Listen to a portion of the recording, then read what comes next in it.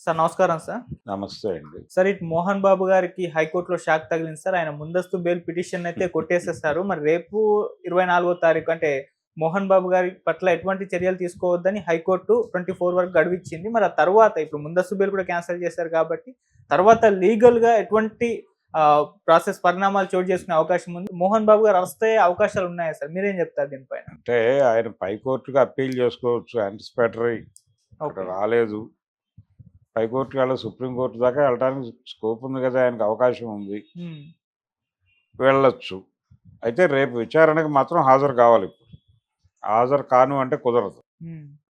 ఆయన అజ్ఞాతంలోకి వెళ్ళిపోయారు అని రకరకాల వార్తలు వినిపిస్తున్నాయి కానీ ఆయన వెళ్తారు రేపు విచారణకి అని నేను నమ్ముతున్నాను. అంటే విచారణకి వెళ్ళిన సందర్భంగా ఆయన్ని వాళ్ళు ప్రశ్నలు అడుగుతారు. హ్మ్. ఏమిటి ఇలా మీ మీద ఒక కంప్లైంట్ వచ్చింది, ఏమిటి పరిస్థితి అని అడుగుతారు. స్టేట్మెంట్ రికార్డ్ చేసుకుంటారు. ఈ స్టేట్మెంట్ రికార్డ్ చేసుకున్న తర్వాత ఇతర ప్రొసీజరల్ ఫార్మాలిటీస్ అన్నీ కంప్లీట్ చేసి హ్మ్. వారిని కోర్టుకు తీసుకెళ్లే ఛాన్సెస్ ఉన్నాయి. కోర్టు రిమాండ్ విధించే అవకాశం ఉంది. రిమాండ్ విధిస్తే ఒకవేళ ఆయన బెయిల్ మూవ్ చేసుకుంటాడు. యాంటిసిపేటరీ ఇవ్వలేదు కానీ సాధారణ బెయిల్ ఇవ్వవచ్చును కదా, ఇవ్వచ్చు. ఇచ్చినప్పుడు వెంటనే వాళ్ళు షూరిటీస్ ఇప్పుడు అల్లు అర్జున్ వ్యవహారంలో వాళ్ళు వర్చువల్గా షూరిటీస్ని యాక్సెప్ట్ చేశారు వర్చువల్గా. సో ఇక్కడ కూడా అదే జరగచ్చు. జరిగి ఆయనలాగే ఈయన కూడా సాయంత్రమో రాత్రికో వదిలేయచ్చు. హ్మ్. ఏదైనా జరగడానికి ఛాన్సెస్ ఉన్నాయి. ఓకే.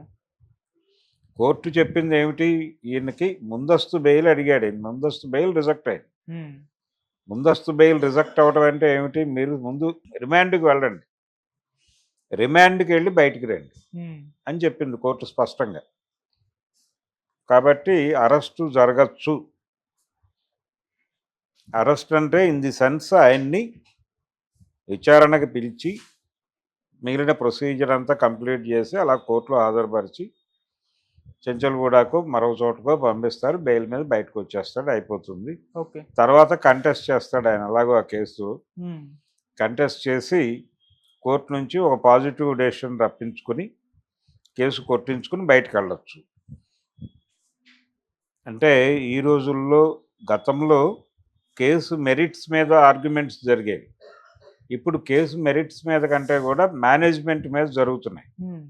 మేనేజ్మెంట్ అంటే విట్నెసెస్ని మేనేజ్ చేసుకోవటం, ఈ వ్యవహారాలన్నీ ఇలా జరిగి ఇది ఎప్పటికో తేలుతుంది కోర్టులో. అంత ఈజీగా రేపేలుండుల్లో సినిమాల్లో చూపించినట్టు ఒకే షెడ్యూల్లో కంప్లీట్ అవ్వదు. ఓకే. అది కొంతకాలం కేసు నడుస్తుంది, అది ఒక ప్రాబ్లం అవుతుంది.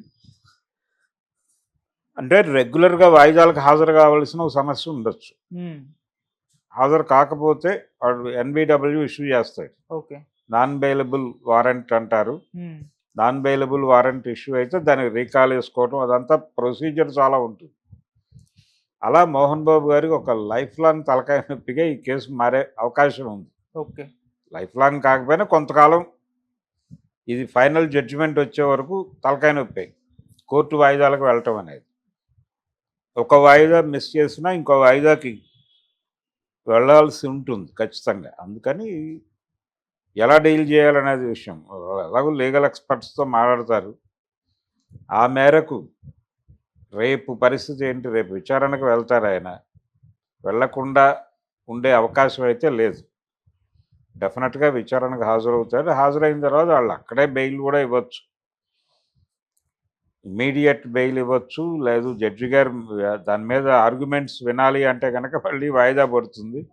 అప్పుడు కొంచెం నిద్ర చేయాల్సి రావచ్చు. చూద్దాం ఏం జరుగుతుంది అనేది. ఒకటి కోర్టు అల్లు అర్జున్ విషయంలో కూడా అలాగే వ్యవహరించింది. అంటే కొంత మధ్యంతర బెయిల్ ఇవ్వటం అనేది ఒక రకంగా అతని కేసులో ఒక పాజిటివ్ అంశం. మోహన్ బాబు గారి కేసులో యాంటిసిపేటరీ రిజెక్ట్ చేయడం అనేది ఒక నెగిటివ్ వ్యవహారం. దీని తాలూకా ప్రభావం కేసు విచారణ మీద కూడా ఉంటుంది. ఏది ఏవైనా మోహన్ బాబు గారికి కొంచెం కష్టకాలం.